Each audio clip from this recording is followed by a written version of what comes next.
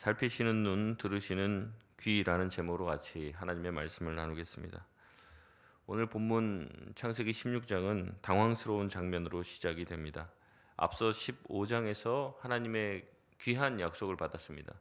하나님께서 자녀의 약속을 주셨고 또 이 땅의 약속을 주셨습니다. 그러면 그 약속을 가지고 믿음대로 살았어야만 할 것처럼 보이죠. 그러나 16장에 보면 아브라함의 집안이 완전히 풍비박산이 나고 한순간에 이전투구의 장이 되어버리는 것을 목격하게 됩니다. 가정 안에서 질투가 일어나고요. 학대가 벌어지게 되고 또 가출이 난무하는 난장판이 되어버립니다. 하나님의 복을 받은 가정, 또 하나님의 약속을 아주 강하게 부여받은 이 가족 가운데 왜 이런 비극이 찾아오겠냐는 거죠. 여러분, 우리에게도 이 말씀이 경계가 될 수 있습니다. 말씀을 통해 우리가 보게 되는 것은 우리 또한 언제든지 믿음이 출중하고 대단한 하나님께 응답을 받았다고 해서 앞으로도 계속 잘 나가리라는 보장이 없다는 거예요. 순식간에 인간적인 생각이 개입하게 되면은 아무리 하나님의 약속을 크게 받고 하나님의 복을 받은 그 가정이라고 할지라도 순식간에 넘어질 수 있음을 여러분 기억하시길 바랍니다. 한번 주님을 믿었다면 끝까지 주님을 믿을 수 있는 저와 여러분 다 되시길 주님의 이름으로 축원드립니다. 아브라함은 가나안에 정착한 지 이제 10여 년이 되었습니다. 시간이 흐르고 하나님의 수많은 약속들의 말씀이 있었지만 실제로 자녀는 주어지지 않았죠. 사례는 결국 여종 하갈을 통해 아이를 얻고자 제안합니다. 이것은 당시 매우 합리적인 대안이었고 주변에 있는 많은 사람들도 다 그렇게 하며 살았습니다. 그렇기 때문에 아브라함 또한 이를 비판 없이 그냥 수용합니다. 사실은 나서서 좀 기다려보자. 하나님께서 우리에게 자식을 주신다고 하셨으니 좀 기다려보자라고 했어야만 하지만 아브라함 또한도 더 이상 견딜 수 없는, 인내할 수 없는 인계의 한계점에 다다르게 된 거죠. 아브라함은 하나님께 약속을 받았지만 아무 말도 하지 않고 결국 인간적인 수단을 동원하게 됩니다.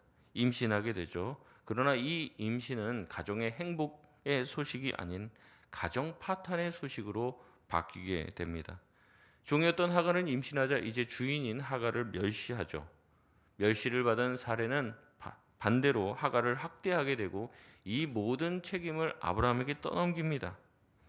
여러분, 우리 또한 이렇게 할 수 있죠. 이렇게 될 수 있습니다. 어떤 특별한 사람이 이렇게 되는 게 아니라 우리 또한 이렇게 될 수 있다는 거죠. 하나님의 약속이 너무 분명하지만 우리의 현실의 벽이 너무 높아 보이는 거예요.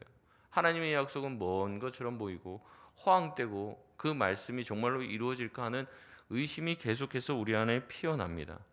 아무런 소망이 없을 때 우리는 인간적인 방법이지만 굉장히 합리적인 어떤 방법들을 생각하게 되는 거죠. 남들도 다 이렇게 하는데 나라고 이렇게 해서는 안 된다는 법이 어디 있냐? 이 정도는 괜찮겠지 하며 우리는 지름길로 가려고 합니다.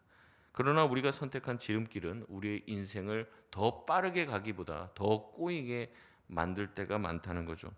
한번 저와 여러분의 삶을 돌아보시길 바랍니다. 우리는 우리 문제 앞에서 하나님의 뜻을 구하고 하나님이 원하시는 길을 선택하기가 빠릅니까? 아니면 내가 딱 손을 뻗으면 잡을 수 있는 어떤 그런 선택을 하길 원합니까? 하나님은 우리에게 때로는 인내의 시간을 요구하십니다. 기다리고 믿음의 시간을 보내기를 원하시죠. 그러나 우리는 그걸 견디지 못합니다. 우리 안에 있는 조급증이 발동하여 인내의 시간을 지름길로 바꾸려고 하지는 않는지 돌아봐야 합니다. 우리의 지혜로움을 막 사용하려고 그러죠. 내 생각과 내 경험을 사용하려고 합니다. 그러나 오히려 그것은 문제를 해결하지 못하고 문제를 더 어렵게 만들기도 합니다. 살해의 학대를 견디지 못한 하갈은 결국 광야로 도망치게 됩니다. 그리고 아무도 없는 그 척박한 땅, 아무도 자기를 구해줄 곳이 없는 그 땅에서 비로소 하나님의 사자가 하갈에게 찾아와 그를 만나 주십니다. 우리 8절 말씀 같이 한번 읽겠습니다. 시작. 이르되 사레의 여종 하갈아 내가 어디서 왔으며 어디로 그가 이르되 나는 내 여주인 사레를 피하여 도망하나이다. 아멘. 하나님은 아무도 부르지 않았던 하갈의 이름을 처음으로 불러주십니다. 그리고 두 가지를 물어보시죠. 네가 어디로부터 왔느냐? 그리고 어디로 가고 있느냐? 잠시 멈춰 세우고 질문합니다. 그러나 이 질문은 두 가지가 아니라 결국 하나죠. 학대를 견디지 못해서 우선은 도망쳐 나왔어요. 근데 어디로 가야 될지, 또 정말 그 길을 갈 수 있는 채비가 되었는지 불분명합니다. 이 길이 정말로 사는 길이라고 생각해서 도망쳤는데 죽음의 길로 가고 있지는 않은지 물어보고 있는 거죠. 정말 이대로 가면 되는가? 아니면 나왔으니 그 길로 계속 가야만 하는가? 하갈은 여주인 사례의 학대를 피하여 도망하고 있다고 말했습니다. 하나님은 그에 대한 답을 주시죠. 네가 이렇게 가서는 안 된다는 거예요. 9절 말씀 같이 한번 읽겠습니다. 시작. 여호와의 사자가 그에게 이르되 내 여주인에게로 돌아가서 그 수하에 복종하라. 아멘. 하나님은 하갈에게 다시 주인의 수하에 들어가 복종하라고 하죠. 이것은 다시 학대 현장, 그 지옥과 같은 학대의 가정으로 들어가라는 뜻이 아니죠. 하갈을 다시 언약의 울타리 안으로 복구시키기 위한 하나님의 배려이고, 그것이 오히려 죽는 길인 줄 아는데, 그 아브라함의 학대를 받았던 가정으로 돌아가는 것이 죽는 길인지 아는데 그게 아니라 오히려 생명의 길이 될 수 있다는 하나님의 배려이십니다. 때로는 우리 또한 마찬가지입니다. 타인의 실수나 상황의 어려움 때문에 광야로 내몰리고 광야에서 홀로 남을 수도 있죠. 그러나 기억하시길 바랍니다. 그런 모든 상황들, 순간들 다 하나님께서 보고 계시다는 거죠. 하나님께서 이렇게 하갈에게 나타나셔서 말씀하실 때는 이 모든 것들을 다 알고 계시다는 거예요.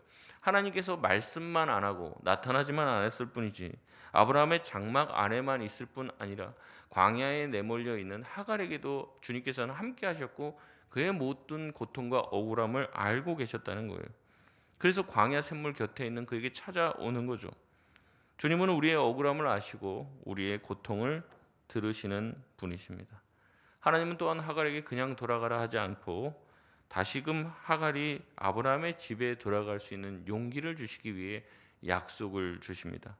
자녀에 대한 약속이죠. 그 자녀가 앞으로 어떻게 될 것이고 그 자녀의 자손들이 어떻게 번성할 것인지 약속해 주십니다. 10절에서 12절까지의 말씀이 그 약속인데요. 10절 말씀에 보면 이렇게 얘기하죠. 그 씨를 번성하게 할 것이다. 아들의 이름을 지어 주십니다. 11절에는 이스마엘이라고 얘기하는데 그 뜻이 무엇입니까? 하나님이 들으셨다라는 뜻입니다. 12절에 이 아들은 들나귀와 같은 자유와 희망의 복을 주겠다고 말씀해 주시죠. 이 말씀을 들은 하갈은 이와 같이 고백합니다. 우리 13절 말씀 같이 한번 읽겠습니다. 시작. 하갈이 자기에게 이르신 여호와의 이름을 나를 살피시는 하나님이라 하였으니 이는 내가 어떻게 여기서 나를 살피시는 하나님을 배웠는고 함이라. 아멘. 하갈은 자신을 찾아오신 하나님을 엘로이라고 부릅니다. 원어로 엘로이. 그러니까 이게 나를 살피시는 하나님, 이런 뜻이에요. 인간이 하나님에 대해서 어떠한 고백, 하나님은 이러한 하나님이라고 고백한 게 처음이라고 말씀드렸죠. 또한 하나님께서는 아이의 이름을 이스마엘이라고 지으라고 말씀하십니다. 하나님께서 들으셨다라는 뜻입니다. 그러니까 지금 하갈이 경험하는 하나님은 나를 살펴보시는 하나님, 하나님께서 말씀하시는 하나님은 어떤 분이시냐? 하나님은 들으시는 하나님이라는 거죠. 우리의 기도를 들으시고 우리의 통곡과 애통을 들으시는 하나님입니다. 그러니까 하나님은 눈이 없으신 분이 아니에요. 다 보고 계시고, 하나님은 어때요? 다 듣고 계십니다. 주님은 공명정대하고 모든 상황과 환경을 다 이해하고 계시고 가장 공의로운 판단을 내리실 줄 아는 분이십니다. 혼자일 줄 알았는데 하나님께서는 하갈과 함께 하셨죠. 하갈은 자기의 억울함을 아무도 모르는 줄 알았는데 하나님께서 알고 계셨고 그의 억울함과 통곡 소리를 들으셨음을 하갈은 비로소 확신하게 됩니다. 하갈에게는 이제 자기 편이 생겼습니다. 하나님께서 자기 옆에서 자기를 지켜주신다는 확신을 가질 수 있으니 그 집에 다시 들어갈 용기를 얻게 되는 것이죠. 어떤 분은 이렇게 얘기할 수 있습니다. 하갈이 이렇게 하나님의 돌보심과 하나님의 위로를 받는 것에 대해서 불편하다고 얘기하시는 분이 계세요. 왜냐하면 여러분 지금 하갈이 왜 도망치게 됐습니까? 살해 학대를 받아서 그렇긴 하죠. 그런데 살해가 왜 학대했습니까? 자기가 주인을 임신하고 어때요? 주인에게 모욕감을 주었기 때문에 그런 거죠. 그러니까 결국에 지금 학대를 받는 거, 도망치는 거, 원인 제공 다 누가 했습니까? 아니 본인이 했는데 이제 와서 갑자기 억울한 피해자 코스프레를 하는 거 아니냐? 그리고 하나님 또 와서 또 찾아가서 위로해 준다. 아, 난 이건 불편하다. 이렇게 생각할 수 있습니다. 그러나 여러분 돌아보면요, 하갈이 이런 상황이 된 게 완전히 다 하갈 책임만은 아니에요. 여러분 생각해 보십시오. 하갈이 왜 임신하게 되었습니까? 하갈의 선택이었나요? 하갈의 의지였나요? 여러분 그렇지 않습니다. 물론 하갈이 임신하게 되어서 급격한 신분 상승을 이루긴 한 것은 사실입니다. 그러나 그렇게 되자 어떻게 합니까? 하갈이 미성숙한 반응을 보인 것이죠. 사례가 기대한 반응을 보이지는 않습니다. 하갈은 뭐가 된 양 행동을 합니다. 그러나 그 모습을 통해서 사례는 뭘 느끼게 되는 거예요? 모멸감을 느끼게 되는 거죠. 어떻게 종이 임신 하나 했다고 어떻게 여주인에게 이렇게 할 수 있는가 생각하는 거죠. 그러나 이 하갈의 문제였다고 생각한 거. 하갈이 임신해서 그렇게 주인을 모독했던 것. 그 전에 하갈이 왜 임신하게 되었냐는 거죠. 누구의 의지로 그렇게 됐습니까? 사레와 아브라함의 의지에 의해서 그렇게 된 거죠. 하갈은 그 말에 순종했을 뿐입니다. 모든 일을 벌인 것은 결국에 사레와 아브라함입니다. 이 모든 책임을 누가 져야 될까요? 결국에 사레죠. 아브라함이죠. 하갈이 원한 일이 아닙니다. 여러분 그렇다고 해서 하갈이 잘했냐? 주인한테 그럼 대든 거 잘했냐? 잘했다는 말씀 드리는 게 아닙니다. 애초에 하나님과의 언약을 받았음에도 불구하고 수차례 하나님께서 약속해 주셨는데도 불구하고 이것을 인간적인 방법으로 어떻게든 풀어보려고 했던 불신앙이 그 단초가 됐다는 거죠. 그래서 그 가운데 끼어 있는 하갈, 그 하갈이 미성숙한 반응을 보이고 정말 자기의 위치에서 제대로 된 섬김을 하지 않은 것, 그럼 뭐 어떡하겠습니까?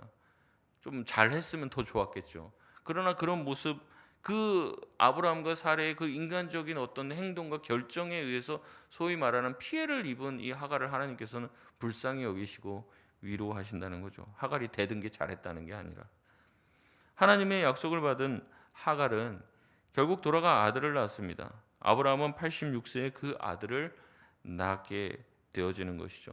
하나님께서는 이렇게 인간적인 방법으로 인해서 그렇게 태어난 아이일지라도 그 아이 또한 버리지 않고 약속해 주시고 인간의 실수를 통해서 어려움을 당한 사람이 있더라도 그 사람 한 명 한 명도 주님께서는 보고 계시고 또한 그들의 통곡과 애곡 소리를 듣고 계신다고 오늘 본문에 말씀하고 있습니다. 그러니까 우리가 모든 일을 결정할 때 쉽게 재단할 수 있는 일이 아니에요. 이거는 옳다, 이거는 그르다. 그거는 우리가 판단할 일이 아닙니다. 하나님의 손에 맡겨야 하는 것이죠. 결국에는 하나님께서 이 이스마엘을 통해서도 큰 민족을 이루십니다. 그러나 안타깝게도 이 이스마엘은 또한 불행의 단초가 되어서 앞으로 태어날 약속의 아들인 이삭과 갈등 관계를 가지게 되고 그 갈등 관계는 언제까지 이어집니까? 지금까지 이어지게 되는 거죠. 그러니까 인간적인 방법과 해법으로 풀어보려고 했던 인생이 결국에는 지금까지도 어려움을 겪게 하고 이스라엘 백성 온 역사 가운데서 계속 이스라엘 백성 형제 나라인데도 불구하고 이스라엘 백성을 계속해서 힘들게 하는 민족이 되게 되는 것이죠. 말씀을 맺겠습니다. 아브라함의 인생, 아브라함의 가정을 보십시오. 여러분 완벽합니까? 그렇지 않죠. 우린 교회에서 무슨 나눔을 하다 보면은 다 자기 좋은 것만 얘기해요. 그러나 그 가정 깊숙이 들어가 보십시오. 문제 없는 가정이 어디 있습니까? 아브라함의 가정, 믿음의 가정이라고 하고 와, 그런 가정 되고 싶다. 여러분 아브라함과 같은 가정 되면 큰일 납니다, 진짜. 완벽과 거리가 멀어요. 부족해요. 너무 연약해요. 그러나 하나님께서는 어떻게 하십니까? 그 아브라함의 가정을 세워 가십니다. 세워 가셔. 만들어 가시는 거예요. 공사 중. 아브라함은 믿음의 본인을 보일 때도 있습니다. 아주 멋진 얘기를 할 때가 있죠. 그러나 많은 경우 또 실수하고 넘어지고 인간적인 방법을 사용하고 하나님의 말씀과 약속을 들은 사람 맞나 싶은 모습을 보일 때가 많습니다. 그러나 그 모든 것은 과정입니다. 그 과정을 주님께서는 살피셨습니다. 그 과정에서 고통 소리를 들으셨습니다. 그래서 그 가정은 하나님이 기뻐하시는 믿음의 가정으로 세워져 가는 것입니다. 혹시 나의 인간적인 지름길을 선택해 후회하거나 내 잘못된 결정으로 인하여서 내 자신이 광야에 쫓겨난 것처럼 외롭고 억울한 순간을 보내고 있을 수 있습니까? 물론 그것이 나의 문제가 있을 수도 있죠. 그럼에도 불구하고 주님은 우리를 살피시는 하나님, 엘로이의 하나님이 되십니다. 내 기도를 들어주시는 이스마엘 하나님이 되신다고 지금 우리에게 말씀하고 계시는 것이죠. 우리의 부족한 선택, 잘못된 선택에도 불구하고 한결같이 우리를 지키시고 들으시는 그 주님, 그 주님이 저와 여러분 곁에 계심을 기억하며 오늘 하루도 주님을 신뢰하며 살아갈 수 있는 저와 여러분 다 되시길 주님의 이름으로 축원드립니다.